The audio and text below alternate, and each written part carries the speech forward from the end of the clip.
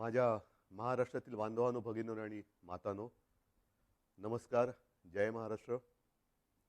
बऱ्याच दिवसांनंतर किंवा बऱ्याच महिन्यांनंतर आपण भेटतो आहोत.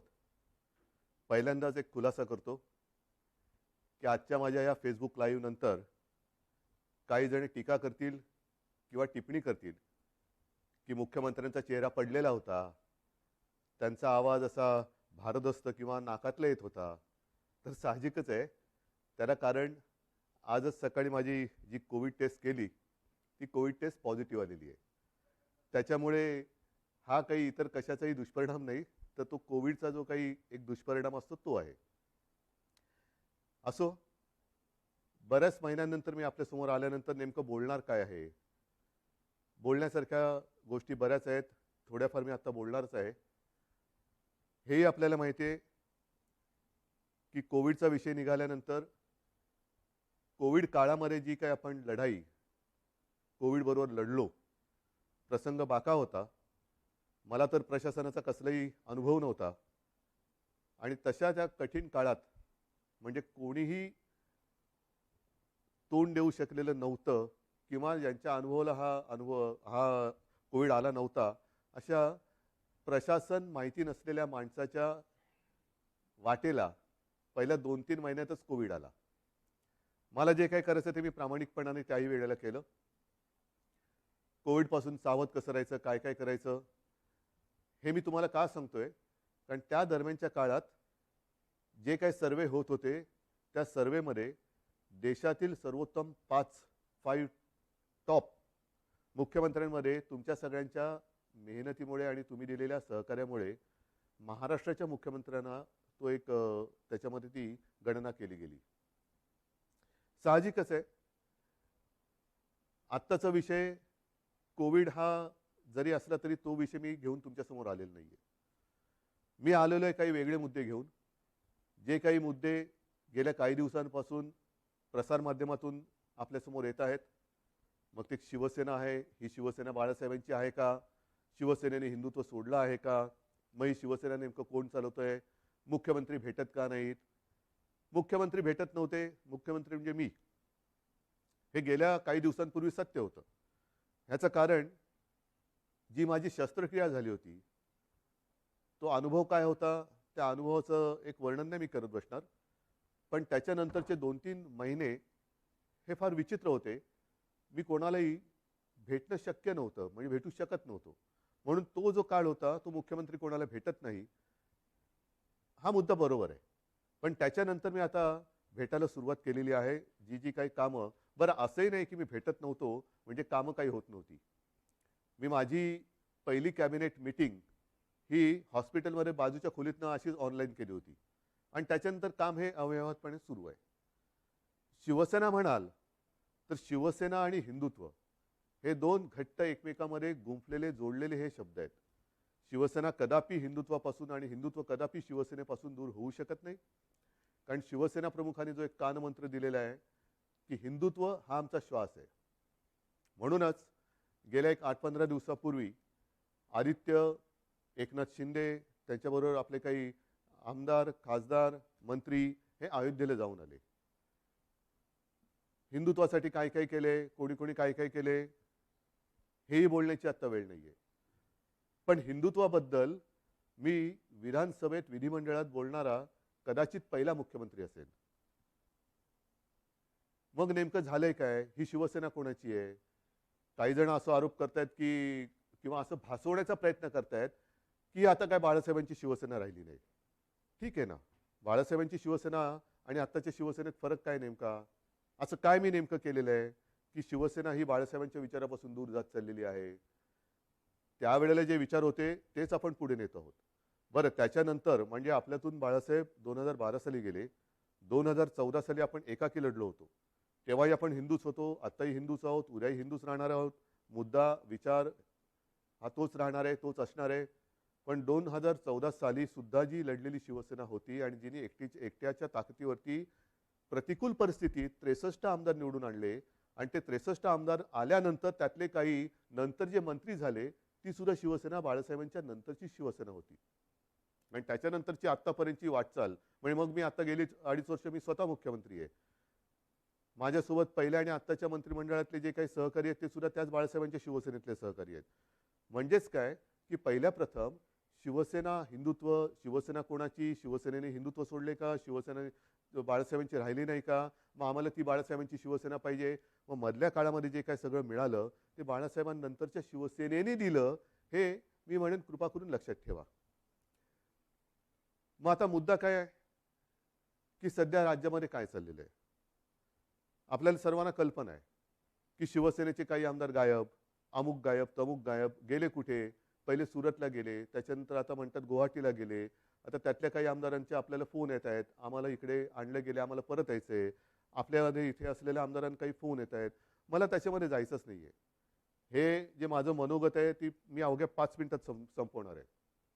आणि ते एवढ्यासाठी की काल परवा जी आपली एक निवडणूक झाली विधान परिषदेची, त्या विधान परिषदेच्या निवडणुकीच्या आदल्या दिवशी हॉटेलमध्ये सगळे आपले आमदार होते. मी तिकडे गेलो आणि म्हटली काय परिस्थिती, ही कोणती लोकशाही, ज्यांना आपण आपलं मानतो, शिवसैनिक मरवर मरतात, राबतात, निवडून देतात. जनता सुद्धा शिवसेनेच्या विचारावरती विश्वास ठेवून त्यांना निवडून देते. आणि आपली माणसं ह्यांना सुद्धा आपल्याला एकत्र ठेवावं लागतात का. अरे हा कुठे गेला बघा, तो कुठे गेला बघा. मग मध्येच कोणतरी गायब होतो, कुठे गेला होता, नाही मी जरा बाथरूमला गेलो होतो. म्हणजे बाथरूमला गेला तरी संशय. म्हणजे बाथरूमला म्हणजे असं म्हणतात की शंका ठीक आहे, पण लघुशंकेला गेला तरी शंका.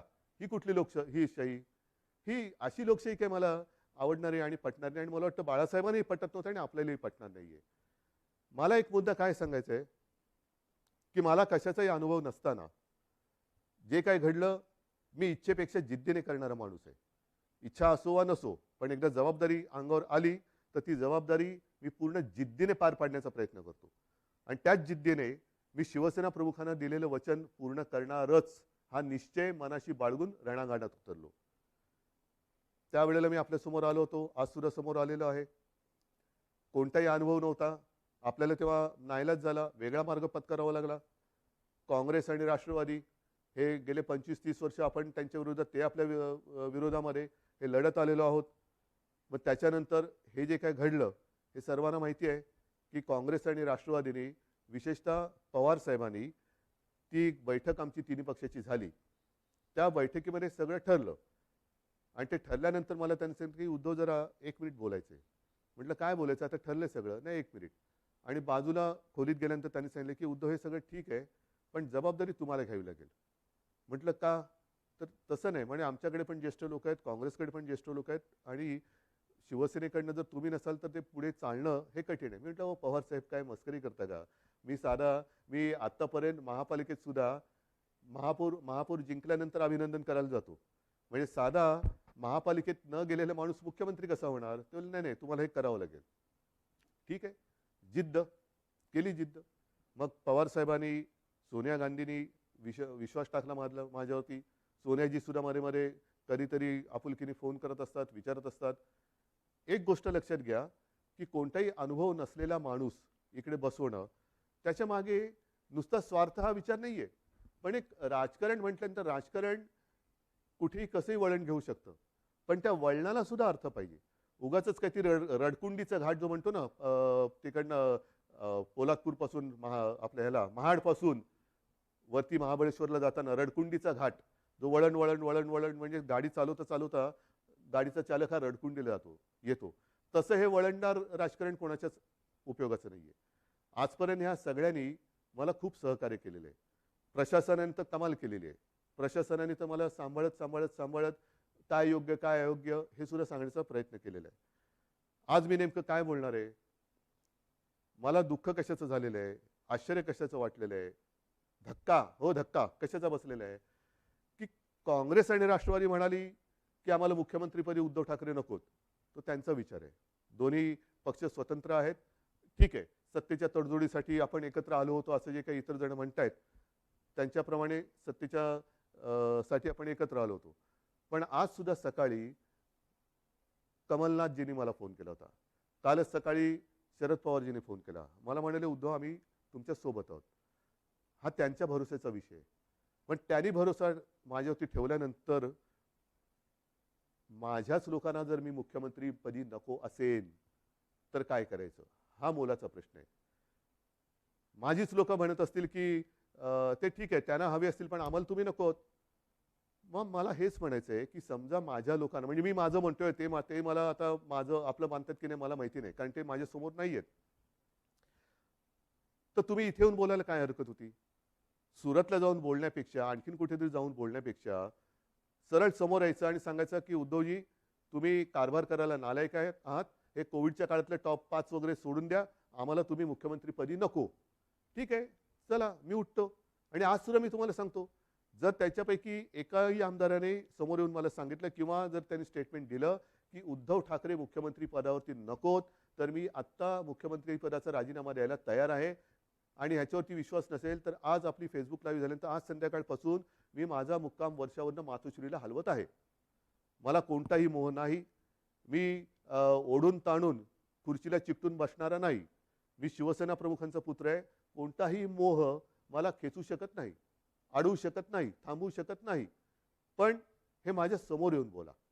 उगाच काहीतरी शिवसेनेशी आम्ही गद्दारी करणार नाही, पण ही शिवसेना आहे आमची शिवसेना. कशाला तुम्ही हे करताय? या सगळ्या करण्यावरनं नुकसान कोणाचं होतं आहे? एक जी गोष्ट आपण लहानपणापासून ऐकत आलेलो आहोत, कुऱ्हाडीचा दांडा गोतास टाळ, तीच परिस्थिती ही आहे. ती काही जणांना ही म्हण माहिती आहे, पण त्या म्हणीमागची गोष्ट नाही माहिती आहे. ती गोष्ट अशी आहे की एकदा एका जंगलामध्ये एक लाकूड तोड्या झाड तोडत होता. म्हणजे त्याच्या कुऱ्हाडीचे घावच घालत होता. सगळे पक्षी त्याच्यावरती राहणारे हे कासावीस झाले की रे आपला आसरा असलेले हे झाड आता तुटणार, कोलमडून पडणार. पण त्याहीपेक्षा हे घाव घालत असताना या झाडाला वेदना किती होत असतील. म्हणून ते पक्षी त्या झाडाशी बोलायला लागले. आपल्याला निसर्गाची भाषा येत नाही, पण निसर्ग एकमेकाच्या भाषेत बोलत असेल. तर पक्षी त्याच्याशी बोलायला लागले झाडाला की दादा तुला खूप दुखत असेल ना रे, खूप वेदना होत असतील ना रे, की तुझ्यावरती हे कुऱ्हाडीचे घाव पडतायत. झाडाने काय उत्तर द्यावं की मला वेदना होत आहेत, दुःख होतंय, पण ते घाव पडतात म्हणून होत नाहीये. तर हा लाकूड तोड्या ज्या कुऱ्हाडीने घाव घालतोय त्या कुऱ्हाडीचं लाकूड हे माझ्या फांदीचं लाकूड आहे, त्याच्या मला वेदना जास्त होत आहेत, त्याच्या वेदना जास्त होत आहेत. हेच आज चाललेलं आहे, हेच आज चाललेलं आहे. कुऱ्हाडीचा दांडा हा आपला जे गोतास काळ म्हणजे आपली जी राजकारणातली जन्मदात्री आहे शिवसेना आहे, तिच्यावरती तिचंच लाकूड वापरून घाव कोणी घालू नका. या समोर बसा, मी देतो राजीनामा. चला मी तुमच्या हातामध्ये आज मी माझ्या राजीनाम्याचं पत्र तयार करून ठेवतो आहे. जे आमदार गायब आहेत किंवा त्याने गायब केलेलं आहे त्यांनी यावं आणि माझ्या राजीनाम्याचं पत्र घेऊन राजभवनमध्ये जावं. मी का नाही जात? कारण मला कोविड झालंय. त्यातून राज्यपाल महोदय म्हणाले की उद्धवजी को खुद को आने दो, चलो मैं भी आने के लिए तैयार हूं. मी यायला तयार आहे.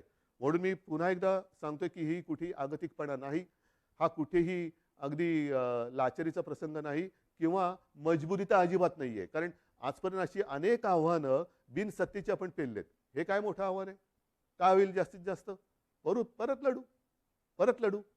जोपर्यंत माझ्यासोबत शिवसेना प्रमुखांनी जोडून दिलेला सारा शिवसैनिक आहे तोपर्यंत मी कोणत्याही संकटाला भीत नाही. मी आव्हानाला सामोरा जाणारा माणूस आहे. त्याच्यामुळे कोणतेही आव्हान हे घाबरून त्याला पाठ दाखवणारा नाहीये.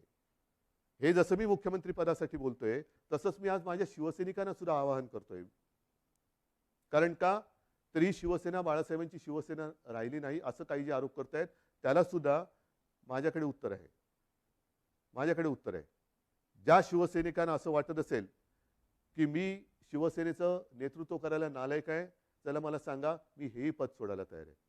मी शिवसेना पक्षप्रमुख पद पण सोडायला तयार आहे. पण हे सांगणारा विरोधक नाही. नाहीतर असे फडतूस लोक खूप आहेत. त्यांच्या सांगण्यावरनं किंवा त्यांच्या त्या काय ते ट्रेंडिंग ट्रोलिंग ट्विटर ह्याच्यासाठी मी काय त्यांना मी बांधलेलं नाहीये. मी माझ्या शिवसैनिकाला बांधलेलं आहे. आणि शिवसैनिक सुद्धा या भानगडीत पडणारा नाहीये. कारण तो फेस टू फेस संकटाला सामोरं जाणारा शिवसैनिक आहे. म्हणून त्यांनी सांगावं मी दोन्ही पदं सोडायला तयार आहे. पण मी मुख्यमंत्रीपद सोडल्यानंतर जर शिवसेनेचा मुख्यमंत्री होत असेल मला आनंदाने मान्य आहे. पण त्याही पलीकडे जाऊन केवळ मी मुख्यमंत्री नको, दुसरा कोणी असला तरी चालेल, पण शिवसेनेचा म्हणजे उद्धव ठाकरे मुख्यमंत्री नको, दुसरा कोणी चालेल, चला तेही मला मान्य आहे. पण एकदा मला समोर येऊन सांगा. हे इकडून तिकडून नाही, आमचं तुमच्याबद्दल काहीच म्हणणं नाहीये. पण तसं नसेल तर जोपर्यंत मी खुर्ची अडवून ठेवले तोपर्यंत काय होणार? काहीच होणार नाही. म्हणून एकदा ठरवूया, तुम्ही या किंवा तिकडनं फोन करा आणि सांगा की तुमचं आम्ही फेसबुक लाईव्ह पाहिलं, चॅनलच्या माध्यमातून पाहिलं, फेसबुकच्या माध्यमातून पाहिलं. आम्हाला तिकडे यायला संकोच वाटतो, पण तुम्ही म्हणालात त्याच्याप्रमाणे तुम्ही आम्हाला नकोत. हे स्पष्ट सांगा. मी या क्षणाला मुख्यमंत्रीपद सोडायला तयार आहे. या क्षणाला मी मुख्यमंत्रीपद सोडायला तयार आहे. आणि म्हणून बांधवांनो आणि भगिनीनो एकच सांगेन, शेवटी ही पदं येत असतात, पदं जात असतात. आयुष्याची कमाई काय? पदं नसतात. पदावरती बसल्यानंतर जे तुम्ही काही काम करता त्याच्यानंतर जनतेची प्रतिक्रिया काय असते ही आयुष्याची कमाई असते. आणि या 2.5 वर्षामध्ये जे प्रेम तुम्ही मला दिलत, कुठे झाली हो आपली भेट? पण ह्याच माध्यमातून मी तुमच्याशी बोलत आलो. आणि अनेक जणांनी मला सांगितलं की उद्धवजी, तुम्ही बोलताना आमच्या कुटुंबातला एक माणूस आमच्याशी बोलतोय असं वाटतं. हे भाग्य मला नाही वाटत ह्याच्यापेक्षा आणखीन काय असू शकेल. ज्यांची ओळख पाळख नाही, दूर कुठेतरी राहतात, अगदी मुंबईत राहिले तरी भेटीचा कधी योग येईल असाही भाग नाहीये. पण या माध्यमातून जेव्हा मी तुमच्याशी बोलतोय तेव्हा तुम्ही आमच्या कुटुंबातले वाटतात. हीच तर आयुष्याची कमाई आहे. आणि ही आयुष्याची कमाई माझ्यासाठी तरी भरपूर आहे. मुख्यमंत्रीपद हे तेव्हा अनपेक्षितपणाने आलं. आत्ता सुद्धा मी यायला चिकटून बसत नाहीये. जर तुम्ही सांगाल, मी आत्ता त्याच्यावरनं पायउतार तयार आहे. आणि हे माझं नाटक नाही, अजिबात नाटक नाही. कारण नाहीतर म्हणतील की काय हे असं करायचंच होतं. नाही, मला काय म्हणायचं आहे की तुम्ही संख्या किती कोणाकडे आहे हा गौण आहे विषय माझ्याकडे. शेवटी ही जी काही लोकशाही आहे त्या लोकशाहीमध्ये संख्या ज्यांच्याकडे अधिक असते तो जिंकतो. मग ती तुम्ही संख्या कशी जमवता? प्रेमाने जमवता, जोर जबरदस्तीने त्या धमक्या दटवण्या देऊन जमवता, हे नगण्य असतं. पण समोर उभी केल्यानंतर डोकी मोजली जातात आणि अविश्वास ठरव मंजूर किंवा अमंजूर होतो. मला मी ज्यांना माझे मानतो त्यांच्यापैकी किती जण तिकडे गेलेत, किती जण माझ्या विरुद्ध मतदान करतील, नाही. एकाने जरी माझ्या विरुद्ध मतदान केलं तरी ते माझ्यासाठी लाजिरवाणी गोष्ट आहे. आणि म्हणून मला हे एकही मत माझ्यावरती त्यांना अविश्वास ठराव दाखवण्याची वेळ येऊ नये म्हणून त्यांनी मला सांगावं. मी कुठेही त्या नावाचा उच्चार करणार नाही, वाच्यता करणार नाही. तुम्ही सांगा मी मुख्यमंत्रीपद सोडलं, बस. ह्याच्यावर आणखीन काय सांगू? मी माझं मन घट्ट करून तयारीने बसलेलो आहे.